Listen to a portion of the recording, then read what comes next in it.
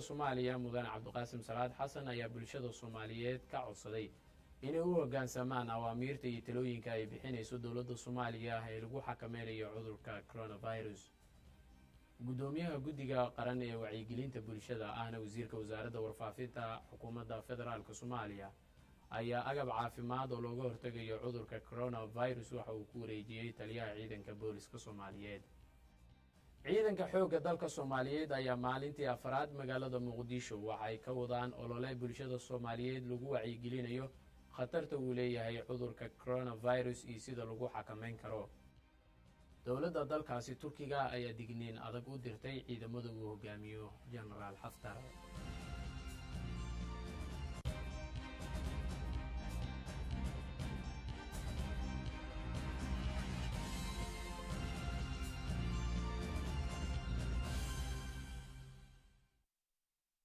daawadayaal intii hore aad daawateen waa qodobada warkeena habeenimo koodii ugu door corona haatanna u diyaar garooba warkii oo dhammaystiran oo idinla socodsiiyo anigoo Cabbaas Maxamed Nuur. madaxweynaha jamhuuriyadda federaalka Soomaaliya ayaa bogaadiyay howlwadeennada caafimaad ee cisbitaalka Martiini kuwa oo la tacaalaya dadka qaba cudurka coronavirus. Shacib Maxamed Cali ayaa faahfaahinaya.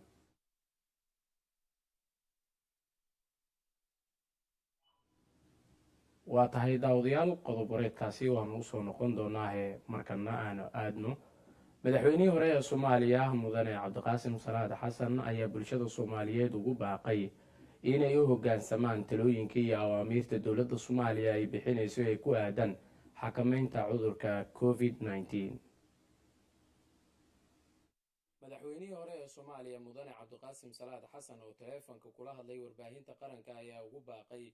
bulshada Soomaaliyeed inay u hoggaansamaan talooyinka ay bixinayso dowladda Soomaaliya isagoo ummadda Soomaaliyeedna u weydiiyey inuu dhibka alla ka dulqaado. waxaan kaloo ilaahay ka baryayaa inuu naga qaado cudurka kan dadka baabi'inaya oo viruska la leeyahay corona. ummaddana waxaan u sheegayaa kulana talinayaa ilaahay baa wax walba keena isagaana qaadee ilaahay in loo soo noqdo oo la baryo oo qur-aanka la akriyo oo salliga nabiga calayhi salaatu wasalaam la badiyo oo la yidhaaho ilaahu naga qaad dhibaatadana haysata. ilaahayna sidaasuu nooga qaadi doonaa. haddii ilaahayna qur-aankiisa waa ku yidhi wamaa asaabakum musiibatin fabimaa kasabat aydiikum wayacfuu can kasiir. wixii musiibo idinku dhacaa waa waxaad adinku geysateen oo aan kulligeed laydinku qaadine in ka mid ah weeye buu ku yidhi ilaahay qur-aankiisa. in badanna ilaahay waa cafiyaa buu yidhi ilaahay qur-aanka ku yidhi hadda sidaan idiin sheegay qur-aanka. marka si ilaahay nooga cafiyo inta hartay ilaahay aan usoo noqonno aan barinno dowladda dalka maamushana talooyinkii ay keentay dhegaysta oo ha la aqbalo oo yaan laysu soo bixin oo yaan laysla soconin oo meel laysugu wada tegin oo hala kala joogo guryaha iyo hala kala joogo adduunkao dhan saasoo hadda xaaladiisu tahay annaga keliya ma ahane dalalkii naga waaweynaabaa saasee yeela wixii laydin yidhi yeela ilaahayna ka badan oo marnayaan cudurka kan laysku daaranay aan laysu imaanin. marka waxaan rajaynayaa haddii ilaahay aynu barino una soo noqonno annaga iyo dadka iyo dowladduba rabbi ay baryaan ilaahay inuu naga dulqaadayo ayaan rajaynayaa insha allahu tacaala. dhibaatadiisuna ay naga dul tegi doonto ayaan rajaynayaa. dhanka kale madaxweyne Cabdiqaasim Salaad Xasan ayaa tacsi u diray qoyskii iyo weliba ummadda Soomaaliyeed uu ka baxay danjirihii hore ee Soomaaliya Cabdiqani Maxamed Wacays oo shalay ku geeriyooday dalka Masar. safiirka niman isnaqaanu ahaa oo ahlul khayra nin khiyaar u ahaa sanadii allah ka waraabiyo reerkiisana waa samriya imaan allah siiyo oo taasiyeeni. aad baad u mahadsantahay mudane madaxweyne waa kaaga mahadcelinayna waqtigaaga qaaliga ah waxaan rajaynaynaa ducada aad u ducayso ummadda Soomaaliyeed in Ilaahay u aqbalo. ilaahay saasaan ka rajaynaya ilaahay ducada inuu aqbalo si loo aqbalo ducadana ramadaan baa lagu jiraa waa bil barakaysan halla baryo tamo ilaahay halla baryo qur-aankana halla badiyo dowladdana dhegaysta waxa ay idin tiraaho oo fuliya awaamirta laydin siinayo oo ah inaan meel laysugu imaanin maxaa jira dantiinay ku jirtaa inaan la isqaadsin cudurka kan insha allahu tacaala ilaahay waa naga dulqaadaya waana wada socon doonaa khayr iyo ilaahay waxaan ka rajaynayaa nabad wasaaradda caafimaadka xukuumadda federaalk soomaaliya ayaa sheegtay inay soo kordhayaan tirada dadka qaba cudurka covid-19 ee ku sugan gudaha dalka soomaaliya wasiirka wasaaradda caafimaadka xukuumadda federaalk soomaaliya doctor Ayse Fawziya Abikar Nuur oo kiisaskana cusub kusoo bandhigtay warbixinta maalinlaha ay siiso guddiga qaran ee la tacaalaya cudurka covid-19 ayaa waxa ay tiri xaaladda guud ee covid wadanka waxaa kusoo kordhay 35 xaaladood waxaa lab ah 25 waxaa dhadig ah 10 xaaladaha meelaha ay kala joogaan haddaan dul marno gobolka banaadir waxaa jooga 24 ruux puntland waxaa joogta 8 ruux somaliland 3 ruux dadka laga helay xaaladahaas cusub da'dooda waxay u dhaxaysaa ka yar 20 sano waxa waay boqolkiiba 9 sabab saraali hada boqolkiiba 9 20 ilaa 39 inta u dhaxaysa da'da waxa waay 35 boqolkiiba markii la xisaabiyo 40 ilaa 59 waxa waay boqolkiiba 39 60 sano iyo ka badanna boqolkiiba waxay ka joogaan 17 tirada guud ee xaaladaha markii la isku aruuriyo Soomaaliya oo dhan waxay gaaraysaa 1089 ruux dhimashada waxaa ku soo korortay hal qof halkaas qof wuxuu ku geeriyooday Puntland ilaahay u naxariisto tirada guud ee dhimashada waxay isku gaaraysaa 52 ruux cudurka waxaa ka baskooday 3 qofood tirada guud ee dadka laga waayay xanuunsanaa ee laga waayay ama viruska qabo laga waayay waxay isu gaaraysaa 121 waa ku celinaynaa mar walba kama daalayna insha Allah aan u wada jihayno energy-geena iyo wax walba macquul sida cudurkan looga hortagi lahaa cudurkan looga hortagi kara waaye in la xakameeyo waxaa loo baahan yahay bulshada dhinac inay uga soo jeesato in la dhageysto wacyigelinta ay dadka khubaraada ay takhaatiirta waanada ay bixinayaan in laga joogo meelaha buuqa badan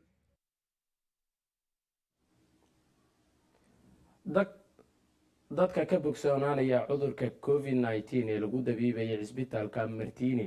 ayaa sii kordhaya iyadoo ay helayaan adeeg caafimaad oo dhammaystiran sida ay warbixintan ay ku eegayso Nasr Bashiir Cali maamulka cisbitaalka u gaarka la tacaalida safarka covid-19 ee Martini ayaa shaaciyay in 42 bukaan oo kamid ah kuwa xaaladooda adkayd ay bogsadeen isla markaana ay ka baxeen cisbitaalka 34 kamid ah ayaa ahaa lab halka ay ahayd 8na dhadig inta badan bukaanada ayaa cisbitaalka la seexiyaa markay ku adkaato neefsashada waxaana lagu xiraa qalabka fududeynaya inay neefsiga helaan arrintaas ayaana ka dambeysay markii sare loo qaaday adeegyada caafimaad ee cisbitaalka laguna soo kordhiyay qalab casri ah baadi duqow macallin oo muddo 2 toddobaad ah ku jira cisbitaalka waxa uu ka soo baxay xaaladii adkayd dhaqaatiirta ayaana u ogolaaday in gurigiisa isku karantiilo waxa uu sheegay in cisbitaalka uu yimid isagoo aan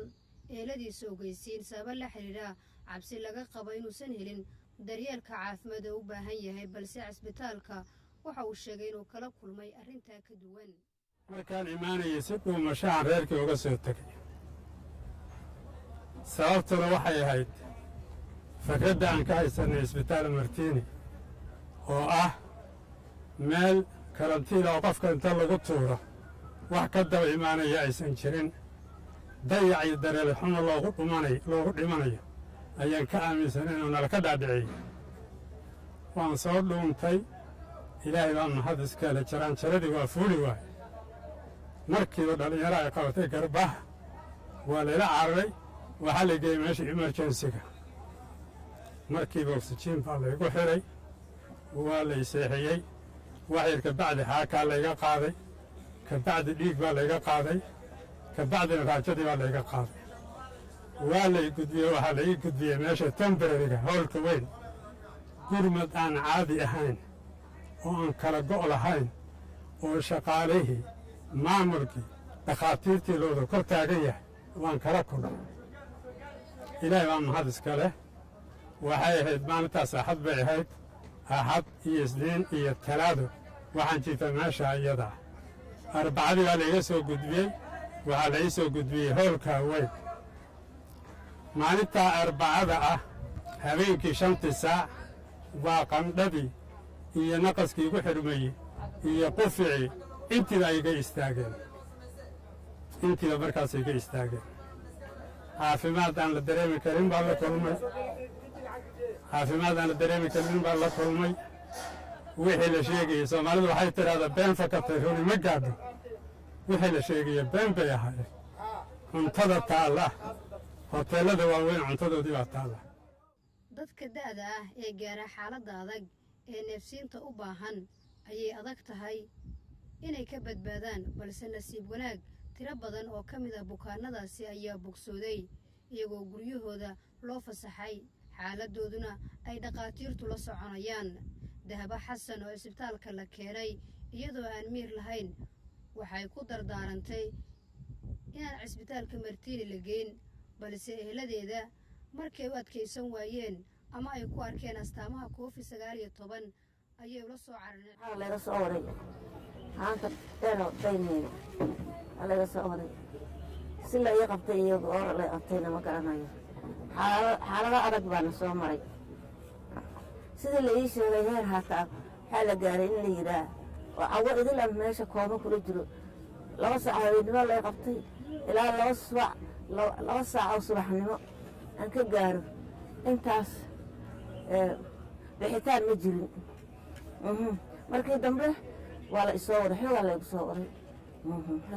soo waday haddana heerkaana marahaya alxamdulilah intii noo dadaashay ilaahay ha guuleeyo gargaarka adduun ilaah ku guuleeyo haddana heer waxaan marahayaa gurigii in la ii ogolaado la ii fasaxo aan joogi karo aan socon karo aan alxamdulilah cunto qaadan karo aan wax garan karo alxamdulilah ilaahay ku xamdiye ilaahay baa mahad u sugnaata haddii aan la kulmo saanoo kalaa waxaan kula talin lahaa alxamdulilah hadiidina daawada doonta gargaarka doonta ilaahay hadiidina waa kula talin lahaa waa kula boorin lahaa alxamdulilah weligiin iyo weligiin u hormaraan dhihi lahaa qofkii la kulmo u hormaraan dhihi lahaa u hormar dadka ka baxa cisbitaalka ee guryahooda isku baxnaaninaya ayaa ku qasban inay cisbitaalka ku soo laabtaan toddobaadkiiba mar si baaris dheeri ah loogu sameeyo loona xaqiijiyo in fayraskaasi uu jirkooda ka dhammaaday halkan waxaan imiday bishii dhammaatay 10keedii abril ayaan imiday iyadoo aad qandha ii hayso si wanaagsan baa lay qabtay dhakhaatiir iyo kalkaalayaalba qandhadii wixii oo markaas ku habboonay oo laysii kalayaa laysiiyey qandhadii waa ka roonaaday 24 saac ka bacdi si fiican baa bilowday haddana testi baa layga qaaday testigii positive uu keenay qolka waxa lagu wareejiyey kan wuxuu ahay midka oo karantiilka wax lagu wareejiyey midka kaleeto oo dadka jiifka oo positive-ka lagu wareejiyey sidii baa dadaal layla garab taagnay oo kulligeyna loo garab taagnay dhakhaatiirta iyo kalkaalayaasha waqtigii waxa la gaaray haddana layga qaadi lahay testigii labaad positive aan keenay haddana waa sii joogay dadaalkii sidii kusii socday markii dambe dhakhaatiirtu talada ii soo jeediyeen waxay noqotay inaan anugu kaliya iskarantiilo dibadeedna aan soo noqdo testiga 3aad maanta ayaad la kulanteen oo testigii 3aad ah oo aan u soo noqday hadda waa ta layga qaadaya aad arkaydeen natiijadana allahu yaclam waa sugaynaa dowladda soomaaliya ayaa hirgelisay xarunta xiriirka COVID-19 oo ka kooban taleefanada kooban oo dadku si toosa u soo wacayaan iyo habka applicationka ee taleefanada lagula soo dego taasi oo dadka isaga shakiya xanuunkaasi ay kula xiriirayaan dhakhaatiirta si ay u helaan talooyin caafimaad iyo gargaarka ay u baahan yihiin. nasro bashiir cali, warbaahinta qaranka, magaalada muqdisho.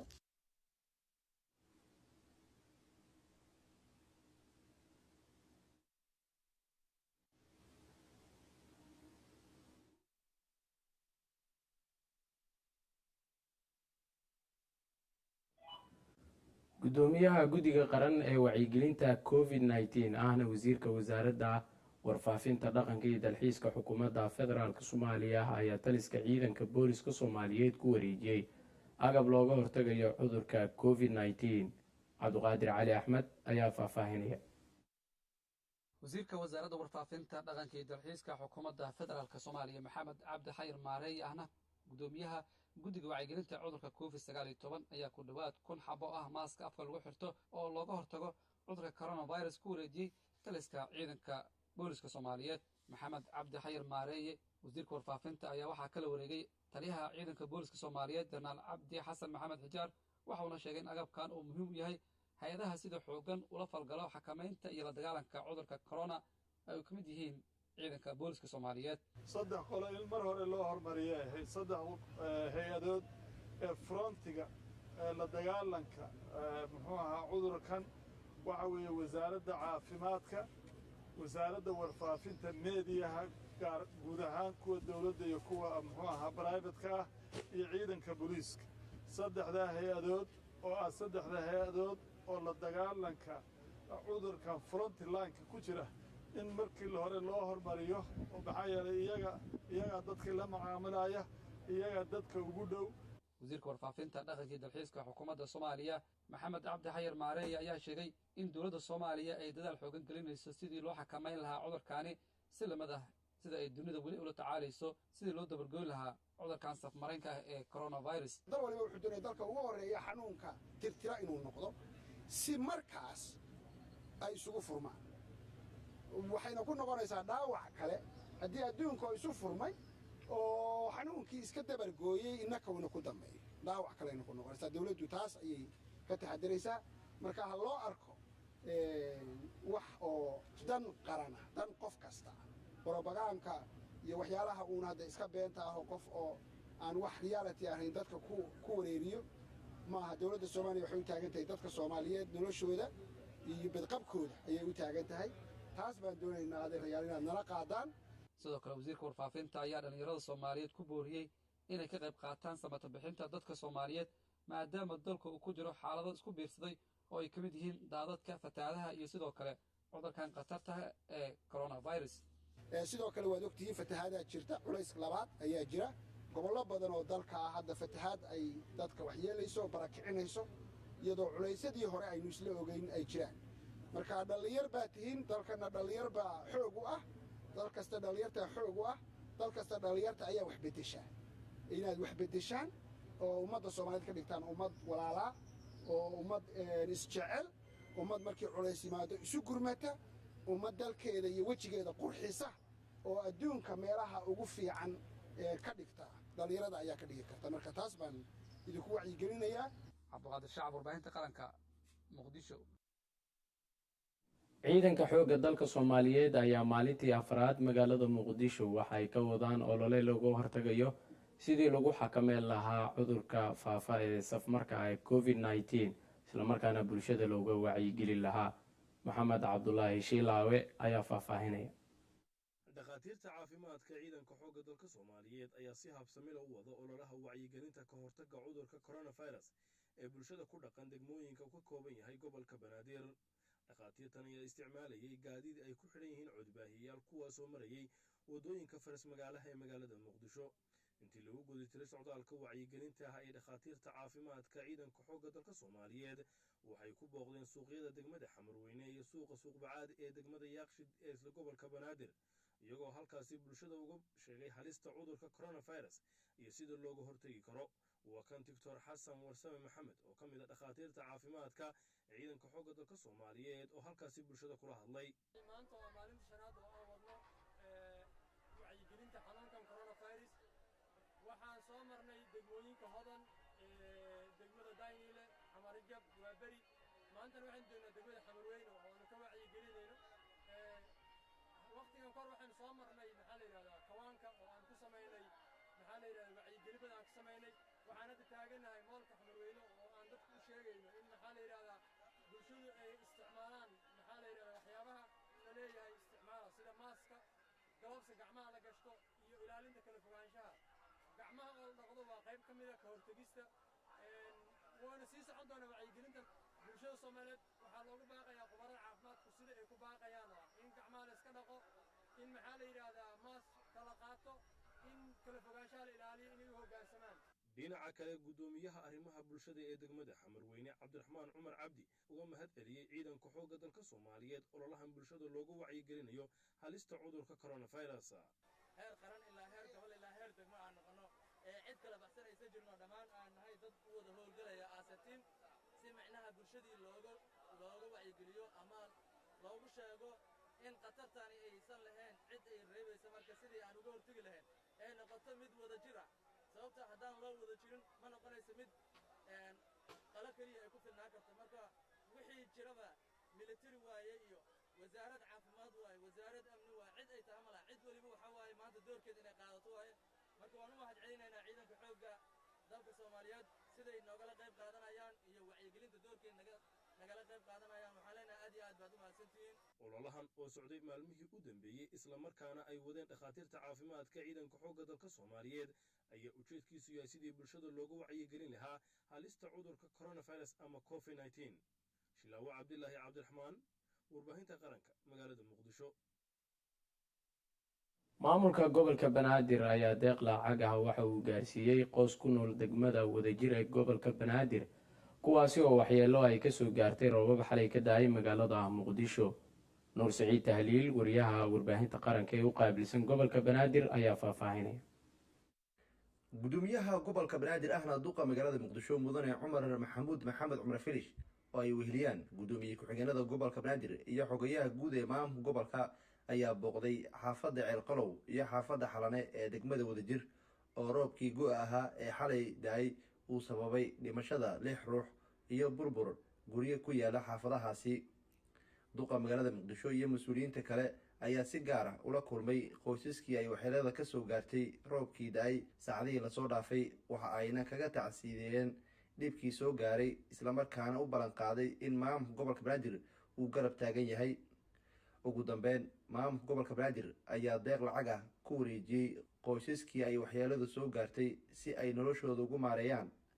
qaar ka mid ah qoysaskii dhibka soo gaaray oo warbaahinta la hadlay ayaa u mahad celiyey maamulka gobolka dhib badan baa meesha dhacay inkastoo ahayd dhimashada ay 5 tahay laakiin waxaa jira burbur guri fara badan oo burburay oo laba loota ah oo caawa aan lagu hoyin karin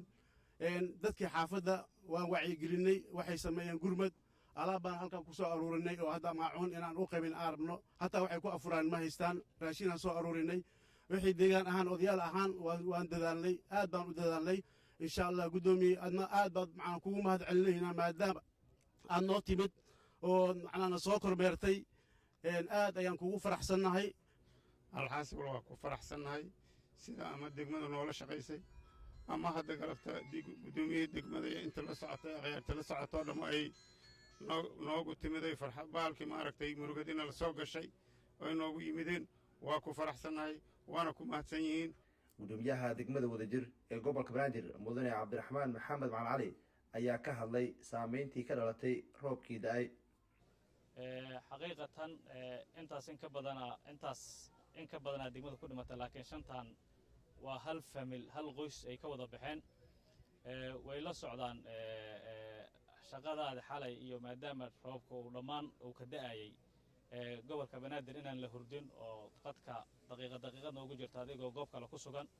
gudoomiye ku-xigeenka arrimaha bulshada gobolka banaadir basma camri jaketi waxa ay ka hadashay goobta aadaan idinkaga tacsiyeynaynaa dhammaanteena saan u leenahay oo u horeeya gudoomiyaha gobolka banaadir waxaa idin leenahay bedelkiisoo kheyr qaba allaha idiin soo geliyo qaluubtiina allaha idiin qaboojiyo ilaahay subxaana wa tacaala ayaa idin baryeynaa annagana waa idin garab taagannahay marka bal intii karaankiina ah ha la dadaalo bulshadu inay iskaashato ayaa loo baahan yahay maxaa yeelay madaxda mas-uuliyiintu waa tiro kooban bulsho iskaashanaysa iyadu wax isu taraysa isu gargaaraysa marka aan noqonno ayaa ilaahay subxaanahu wa tacaala isaguna oona gargaarayaa marka waa ogahay waa laydin soo gurmaday oo dadka deriska ah karaankoodii waa idin soo gurmadeen welina waa idinla joogaan khayr allaha ka siiyo qof kasta ama qoys kasta oo dhib nuucan uu soo gaarana bulshada soomaaliyeed way u gurmadaan waana ku mahadsan yihiin gurmadkaas ay u gurmanayaan nuur saciid taaliil warbaahinta qaranka soomaaliyeed magaalada muqdisho ciidanka xoogga dalka soomaaliyeed ayaa ka hortagay weeraro ay ku soo qaadeen argagixisada howlwadeenno ka shaqaynayay bixireenka webiga shabeelle ee magaalada beledweyne sida uu kusoo waramayo waryaheena magaaladaasi ibraahim geedi. ciidamada dowladda federaalk ee soomaaliya ayaa maanta waxa ay howlgallo ka sameeyeen deegaan hoos yimaado degmada beledweyne halkaasoo maleeshiyada al-shabaab xilliyada qaar dadka ay ku dhibaateeyaan. ciidamadan ayaa waxa ay howlgallada qayb ka ahaa u gurmashada dadka ay saameeyeen fatahaadda iyo sidii looga hortegi lahaa in biyaha ay wada saameeyeen xaafadaha degmada beledweyne. abaanduulaha qaybta 27aad jenaraal saalax yaquub ayaa warbaahinta la hadlay isagoo sheegay in maleeshiyada ay dhibaato ay gaarsiiyeen. ciidankana diyaar wuxuu u yahay wakhti kasta iyo saacad kasta in shacabka soomaaliyeed uu badbaadiyo naftaynana aan u hurno ilaa heer dhimisho. sidaas daraaddeed arrinkaas waa lagu guulaystay cadowgana waa la jebiyey shaqadan waa soconaysaa waana socon doontaa haddii alla annaga wax khasaaraha haba yaraatee oo na soo gaari ma laha iyaga khasaara waa gaaray laba nin muxuu ahaay oo meydkooda ay jiideen waa aragnay iyo dhiiggoodii haddii ilaahay idmo goobka soygeeyaanna waa ugu daba tegaynaa insha allah haddii alla idmo waa loo diyaargaroobaa waa laga adkaanaa horena waa looga adkaa dibdabana inay soo weerari doonaan u malayn ma haddii ilaahayda annada dagaalku uu ka dhacay waa helada berdhiile iyo inta u dhaxayso haddii alla ku roon yahay meesha la yidhaahdo doonbireed iyo doonkookoy. hadalka abaanduulaha iyo howlaha ciidamada ayaa waxay imaanayaan iyadoo ciidamada dowladda iyo maamulka gobolku oo ku howlan yihiin xakamaynta fatahaadda iyo adkaynta amniga oo ay u muuqato in xaaladda biyaha ay faraha ka sii baxayso. ibraahim maxamed geedi warbaahinta qaranka beledweyne. dadka ka barakacay fatahaadaha webiga shabeelle ee magaalada beledweyne ayaa loo sameeyey biyidhaamin sida uu kusoo waramayo waryahayga nuur maxamed cali. deegaanka ceel jaalle waa halka ay ku barakaceen dadkii uu ku fatahay webiga shabeelle ee dhex mara magaalada beledweyne. danyarta halkaa ku barakacday ayaa ah kuwo ay soo wajahayso biilaan baahsan waxaana biyodhaamin ah u sameeyey wasaaradda biyaha iyo tamarta dowlad goboleedka hirshabeelle kadib markii uu shalay qayb ka ahaa wasiirka biyaha iyo tamarta dowlad goboleedka hirshabeelle wafdi uu hogaaminayay madaxweynaha maamulkaasi hirshabeelle dr maxamed cabdi waare. dadka deegaanka ceel jaalle ku barakacay oo laga dheehanayay duruuf adag ayaa waxaa warbaahinta qaranka ugu warbixiyeen xaaladda nololeed ee deegaankaasi ceel jaalle waxayna u mahad celiyeen wasaaradda biyaha iyo tamarta dowlad goboleedka hirshabeelle. waa mahadsantihiin biyihii waa helnay haddana wixii kale aad nala soo gaara kartiin nala soo gaara biyahana waxaan u baahannahay in nala soo badiyo. maanta wasaaradda tamarta iyo biyaha hirshabeelle aad iyo aad baan ugu mahad celinaynaa. halkan xilligan lagu jiro covid-19 uu nadaafad darro ba'an jirto oo masquul la'aanna ka jirto hadda maanta biyaa naloo shubay aad bay u mahadsantahay wasaaradda tamarta iyo biyaha hirshabeelle waan u mahad celinaynaa. cawil jibriil oo ah isku duwaha wasaaradda tamarta iyo biyaha iyo weliba aadan maxamed weheliye xaambe oo ah agaasimaha waaxda biyaha iyo tamarta iyo wasiirka biyaha iyo tamarta dowlad goboleedka hirshabeelle saalax maxamed xasan ayaa dhankooga ka warbixiyey biyaha ah ee ay soo gaarsiiyeen dadkani ka barakacay fatahaadda webiga shabeelle ee dhex mara magaalada beledweyne. waxaan joognaa deegaanka ceel jaalle sidaan ujeediin waa ujeedaan ummaddan waxaa ka soo barakacday fatahaadii uu sameeyey webiga shabeelle afarta xaafadood degmada beledweyne. waxaa shalay soo gaaray degmada beledweyne wasiirka tamartii biyaha dowlad goboleedka hirshabeelle wasiir saalax asiga oo ku kuurgalaya xaaladda bini'aadanimo ee ka jirto xaaladda beledweyne degmada beledweyne. waxaa ka jira magaalada barakac sida aad u jeedaan maanta oo ay tahay maalin ramadaan waxa aan la qaybsanaynaa dadkeenna dhibaatadan iyo la'aanta iyo qaxa iyo balabaleemka halkaan joogo. waxaa magaalada ka soo baxay dadyow ku dhaqnaa magaalada oo bannaanka u soo barakacay dadkaas ayaan maanta u nimid sida ay noo sheegeen dadkan muddo isbuuca ayay joogaan magaalada bannaankeeda maysan helin wax biyo ah maanta waxaan ka wasaarad ahaan inta karaankeenna aan awoodno waxaan u keennay booyado biyo ah si ay u helaan biyahaas nadiifka ah waxaad la socotaan xaalad covid-19 in lagu guda jiro aan biyaha lagama maarmaan tahay inay helaan dadka sababtoo ah nadaafaddii ayaa ka kooban marka waxaan kaloon ugu baaqayaa nuur maxamed cali warbaahinta qaranka soomaaliyeed magaalada beledweyne dhalinyarada ku dhaqan degmada daynil ee gobolka banaadir ayaa qabtay kulan ay uga mahad celinayaan maamulka degmadaasi sida uu xilka isaga saaray horumarinta degmada aamine xaaji xuseen ayaa faahfaahinaysa kulankaani ay soo qabanqaabiyeen dhalinyarada degmada daynil ee gobolka banaadir ayaa ujeedkiisu ahaa siday u taageersan yihiin waxqabadka muuqday horumarada ballaaran oo maamulka degmada daynil oo ka wada degmadaasi qaar ka mid ah dhalinyaradii kasoo qayb gashay kulanka ayaa waxa ay sheegeen in mar weliba ay garab taagnaan doonaan horumarada ballaaran uu maamulka ka wada degmada waxaan kaloo la arki jirin in xilli habeen ah daynil lagu afuro in xilli habeen ah daynil aan kalsooni ku joogno dhammaan waxyaabahaasi oo dhanna waxay markhaati muuqda u yihiin waxqabadka maamulka ugu dambeyn hadafkeennu ma ahan inaan wax un sheegano ama aan wax fikir ka hadalno inaan ku ammaano aan raalli kaa nahay oo mar walba aan ku garab taagannahay oo ramadaan ah weliba xilli afura xaafadooda ka soo tagay halkaan u imaaday inay guddoomiyaha ay dhiirogeliyaan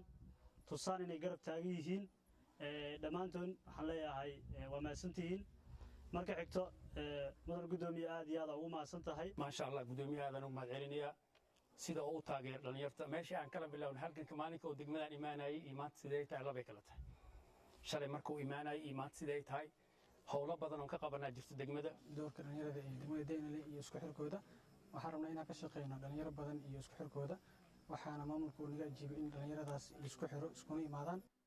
guddoomiyaha degmada daynile maxamed abuukar jacfar ayaa kula taliyey dhalinyarada inay qayb weyn ka qaataan horu socodka degmada waxa uuna sheegay in guddoomiyuhu oo degmada daynile gebi ahaanba ee ka dhaqangalay bandowgii lagu soo rogay degmooyinka ee xilliga habeenkii sidoo kalena maamulka degmada uu gebi ahaanba ka wada degmada daynile gobolka banaadir wacyigelintii ka hortagga cudurka coronavirus sidii loogu wacyigelin lahaa bulshada ku nool degmada daynile degmadan daynilena waxaa wax ka qabtay ma aha cid kale aniga jacfar ahaan waxba kama qaban guuni ah talada un baan maarata ugu odaynayay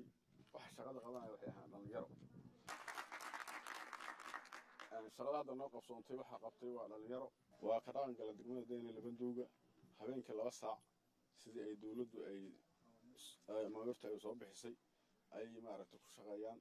booliiska jooga dhalinyarada joogta ciddii markaa shaqaynayso ama amniga ka shaqaynaysa ama maarata howlaha degmada ka shaqaynaysa maaha inta kale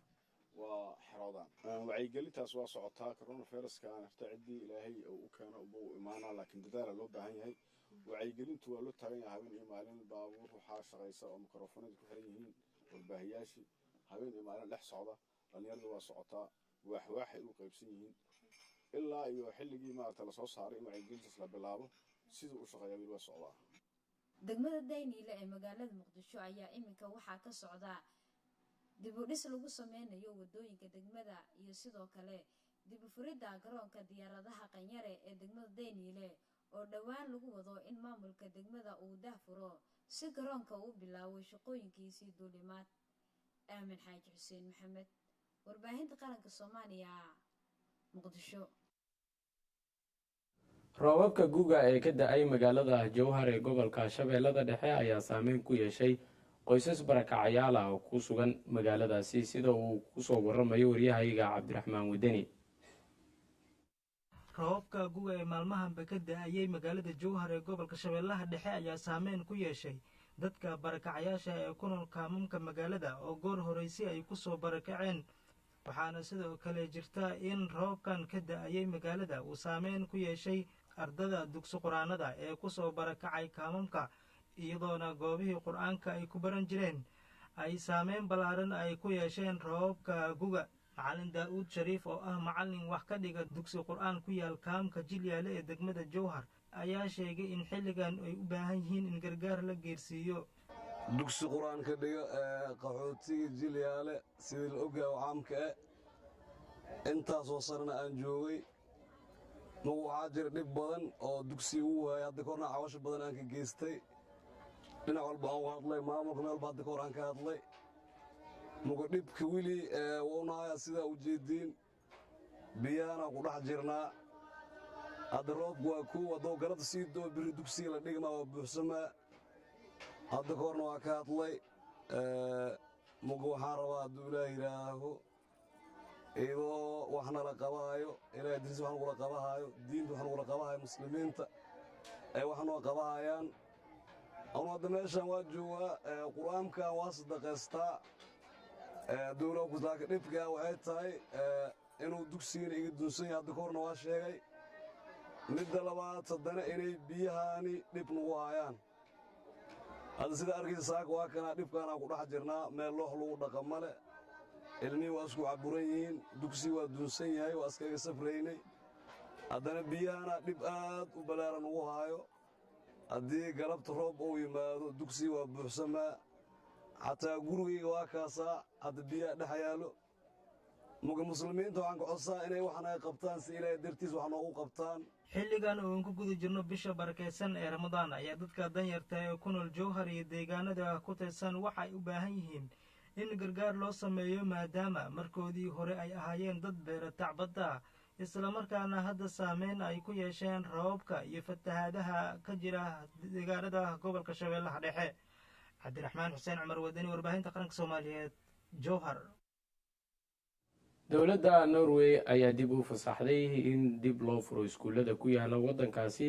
iyo weliba isu imaatanka bulshada kadib in muddo ah waddankaasi bandow dhanka cudurka coronavirus lagu xakameynayo uu saarnaa xasan siciid raasta ayaa faahfaahinaya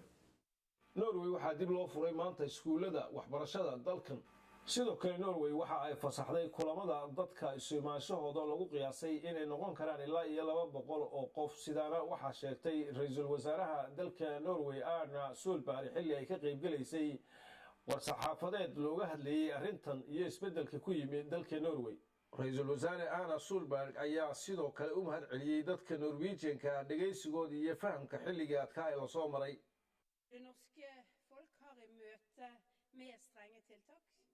vist oss tillit och tålmodighet. Det viser at strategien har virket. Og det er en innsats som hver enkelt av oss, det er den innsatsen vi hver enkelt av oss har gjort, som er grunnen til det. Og det har jeg lyst til å si tusen takk til alle for. dadka reer Norway waxayna tuseen ismaqal iyo wada shaqeyn intii cudurka COVID-19 uu yimid taasi oo aan si aad ah ugu mahad celinayno. hadda waxaa la soo gaaray waqtigii hoggaan ahaan aan idinku soo war celin lahayn si Norway ay mar kale u noqoto dal furan. ilaa hadda waxaa shaqaynayo habkii aan rabnay in Norway ay uga hortagto cudurka COVID-19. waxaan markaan u gudbaynaa ilaalinta guud oo si taxaddar leh sida aan uga hortagi lahayn. waxaa 11 bisha May furmayo iskuullada dalka oo dhan. bilowga bisha 6 waxaa furmayo xarumaha ganacsiga, baararka iyo goobaha tababarka naadiga ciyaaraha. waxaa kale oo la ogol yahay isu imaatanka dad tiradooda ay gaarayso ilaa 200 oo qof. ilaa hadda waxba kama sheegi karno furitaanka xuduudaha ama dhoofitaanka waayo ma aha mid Norway kaliya ku xiran. waxaan heshiis kula nahay wadamada caalamka ama dalalka caalamka taasi oo wadamada caalamka ay iska kaashanayaan sidii looga hortagi lahaa faafidda cudurka oo keentay in la kala xiro xuduudaha wadamada caalamka iyo sidoo kale wadamada dariska ah. waxaan idinkula dardaarmayaa halis ilaaliyo sidoo kale khala raaco sharciga kala fogaanshaha masaafada 1 mitir ah iyo sidoo kale idinkoo markaasi ilaalinayo nadaafadda. I en lang tid fremover så må vi fortsette å holde minst 1 meters avstand, holde oss hjemme når vi er syke, vaske hendene. Dette er de enkleste, mest virkningsfulle og egentlig de minst inngripende tiltakene som kan gi oss hverdagen tilbake. xasan saciid raasta raadiyaha iyo tv-ga qaranka soomaaliyeed Oslo Norway. daawadayaal weli waxaad daawanaysaan warka habeenimo ee telefishinka qaranka soomaaliyeed oo idinkaga imaanaya xarunta dhexe ee telefishinka ee ku leeyahay magaalada muqdisho. iminkana akhbaaraadka dibadda. dowladda dalka turkiga ayaa digniin adag u dirtay hogaamiyaha ciidanka dalkaasi liibiya ee jenaraal cabdilfataax xaftar. dowladda turkiga ayaa xaddii sheegtay in ciidamada jenaraal khaliif xaftar ka dhigan doonto bartilmaameed sharci ah haddii ay sii socdaan weerarada ka dhanka ah danaheeda iyo howlgalkeeda diblomaasiyadeed ee dalkaasi liibiya. turkiga waxa ay taageertaa dowladda caalamka u aqoonsan yahay liibiya, waxayna la gashay heshiis wada shaqayn militari ah xilli xukuumadda triboli ay isku dayeyso inay iska caabiso weerarada kaga imaanaya maleeshiyaadka xaftar. ankara ayaa ciidamada xaftar oo ay taageerayaan imaaraadka, masar iyo ruushka u aragtay inay yihiin kuwo afgembi doonaya. haddii howlgalladeena iyo danaheena liibiya la bartilmaameedsado, waxaan u arki doonnaa ciidamada xaftar bartilmaameed sharci ah. waxaa sidaasi lagu yidhi qoraal ka soo baxay wasaaradda arrimaha dibadda, oo sidoo kalena lagu cambaareeyey qaramada midoobay inaysan tallaabo ka qaadin weerarada xaftar. waa wax aan la aqbali karin in qaramada midoobe ay ka sii aamusto dilalkan, ayaa lagu yidhi bayaanka, oo intaasi ku daray dalalka taageera militari, tan maaliyadeed iyo mid siyaasadeed siinaya xaftar ayaa ka mas-uul ah dhibka ay marayaan shacabka liibiya iyo weliba qaska xasilooni darrada la geliyey dalka. wasaaradda arrimaha dibadda ee turkiga ayaa sidoo kale waxay sheegtay in weerarada garoonka diyaaradaha militariga ee magaalada triboli lagu qaaday sabtidii ay yihiin dembiyo dagaal. khamiistii turkiga iyo weliba talyaaniga ayaa sheegay in aagaga safaaradahooda triboli ku yaala lagu soo duqeeyey hoobiyaal. afhayeen u hadlay ciidamada xaftar ayaa beeniyey inay mas-uul ka yihiin duqeymaha. daawadayaal guud ahaan warkii habeennimo ayaa intaasi ku eg. warka waxaa idinla socodsiinaya anigoo cabaas maxamed nuur ah. warkan warka xigay intaan ku kulmi doonno ramadaan kariim.